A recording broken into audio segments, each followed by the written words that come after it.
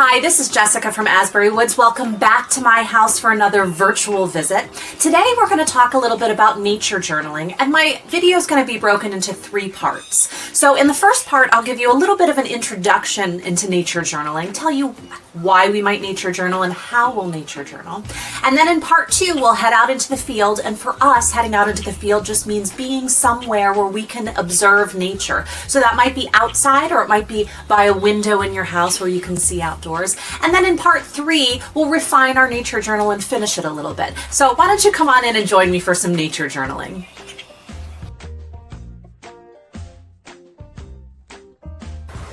So why is nature journaling important, even if we aren't environmental educators or artists or teachers or scientists? Well, unlike when we're doing just a simply creative activity, nature journaling, we tend to do it with a little bit more direction and a little bit more focus. And that trains us to be more curious, to be bolder, to be intentional about the way that we question things around us. Now, this curiosity, this bolder, more directional thinking is referenced in this book. And if you get into nature journaling, this is a great investment. But John Muir Laws calls this intentional and directionally focused thinking, intentional curiosity. The Laws Guide to Nature Drawing and Journaling gives us a great framework not only for nature journaling, but also some great drawing tutorials.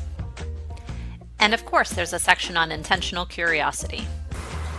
So from a scientific and psychological perspective, this intentional curiosity, this focused and directed curiosity, stimulates our brains to release dopamine. Now, dopamine is just a science word for one of the feel-good chemicals in our brain.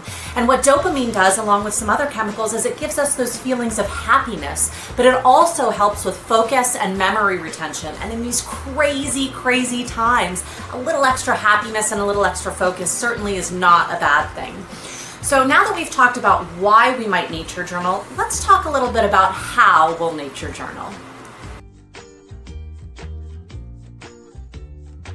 Now, when we're talking about how to nature journal, the only absolutely essential materials you need are a pencil and some paper.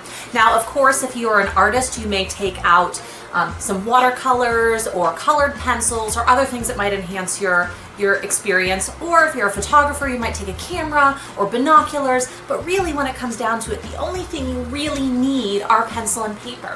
Now, if facing a blank sheet of paper is a little bit intimidating to you, we have created some templates that you can find on the virtual visits page at www.asburywoods.org. We have one that is more for people who do art type journaling, one for our writers with a lot of rating space, and then there's one that's kind of in the middle that's a little more all-purpose. So I encourage you to check those out, but you know what? You don't even need those if you're going to nature journal. A pencil and some paper is all you need. So let's gather up some materials, our pencil and paper and anything else you'd like to take out with us, and I invite you to come back out to my backyard and we'll do a little nature journaling together.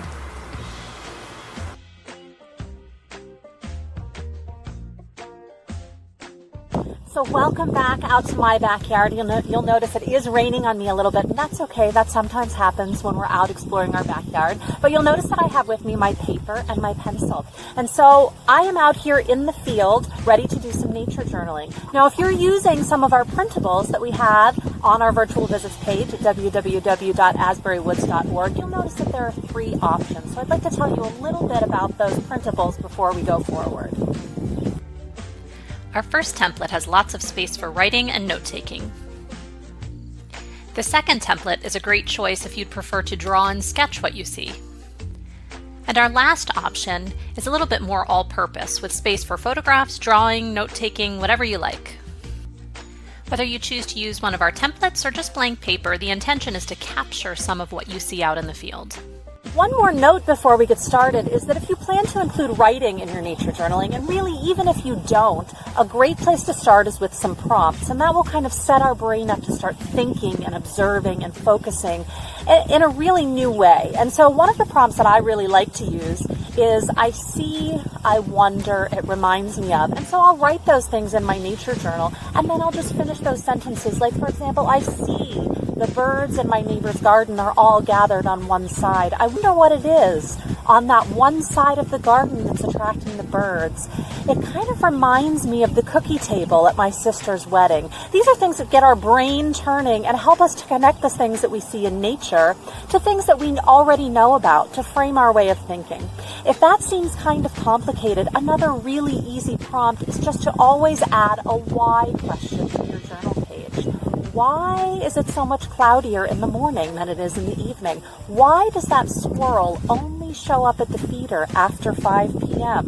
Why are those birds only landing in my garden but not my neighbor's? Again, just things to get our brains focused and to help us transform this from just a creative activity, which is also quite valuable. But here we're trying to focus on nature journaling, which is a little bit more scientific in nature, where we're really not just capturing what we see, but thinking about what we see and trying to learn from what we see and observe out in the field. So as we get started, I notice here in my yard that I see a lot of robins gathered on the grass, and they're picking up little sticks and twigs and carrying them off with them.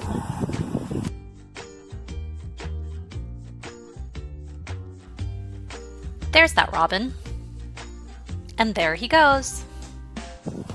So my nature journal page might include a why question. Why are they gathering those twigs? Or because I spend a lot of time here in my yard, I know that they're probably gathering them to take them back and build a nest. And so my question might be, where in my yard is the nest? Is it in my yard or they're going down the road?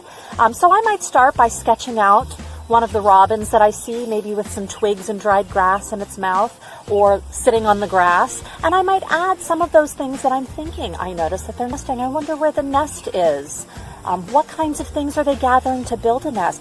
What does a robin use to hold the parts of the nest together? These are all things to get my brain thinking and help us transition from that purely creative activity to a scientific one. So now, before we move on to the third part of this nature journaling series, I encourage you to spend some time outside, and whether you're writing or photographing or drawing or a little bit of all three, spend some time observing, see what you see what you wonder, see what things remind you of. Ask yourself why certain things are happening and record those in your way on your nature journal page. When we gather again after this, we're going to take what we have on our nature journal page and finish it a little bit so that it feels refined to us. So I'll see you in a little while after you spend some time out observing and nature journaling, and we'll finish up our nature journal.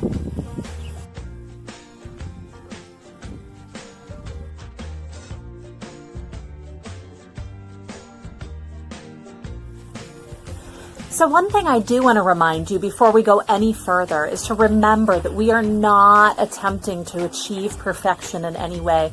A nature journal isn't something that you have to share with anyone, and even as a homeschool mom, I never choose nature journaling as a graded activity for my children because I don't want them to ever feel like their nature journal is something that someone else is going to judge. So as we are finished out in the field and we're moving back inside to do a little refining of our nature journal, just remember that all the refining that you do is really only for you. It's not for anyone else. So spend as much or as little time as you want kind of cleaning up your notes, maybe adding some details that you couldn't really get to out in the field, using some materials that aren't practical to carry out in the field. So let's head on inside and we're going to refine our nature journals a little bit. If you use the template on the left, your refining time might be adding more data that you research once you get inside or answering some of the questions you've asked. And you can see with the one on the right that I've colorized my sketches and added a few notes. Using our all-purpose template here on the left, refining might include printing out some photographs to include. And the picture on the right is from my actual nature journal from sitting outside earlier in March looking at the fiddlehead ferns. So once you've spent some time nature journaling for a while, you'll probably notice that there are certain things about nature journaling that you tend to lean towards. So maybe you're mostly interested in the animals that you see, and so your nature journal will take on kind of the feeling of a field guide of different animals that visit your area. Or maybe you'll notice that you return to the same place all the time, and so your nature journal will track changes in that place as time goes on and you spend more time journaling. Or maybe there's a certain species or a certain creature, an individual that you notice all the time. And so your nature journal is tracking the life and movement of that specific individual animal. Or maybe you're mostly interested in plants. And so your nature journal will track different plants over time. Any of those are acceptable ways to journal and great ways to learn about nature. Here are a couple examples of some of the ways that your nature journal might take form. Whatever form your nature journal takes, just remember the idea is just to capture some of what you see and get you thinking about the nature around you. While a nature journal can certainly be shared with others, it can also just be something that is a record of our observations and our curiosity about the nature around us. Thank you so much for coming back to my backyard for another virtual visit, even though it feels like forever since we've been able to get together at the Nature Center. I'm so glad that we have these opportunities to connect with each other digitally as we all explore nature. Until we can get together again at the Nature Center, please stay safe, stay healthy. Don't forget to get outside and get some fresh air, and come on back to Asbury Woods for more virtual visits.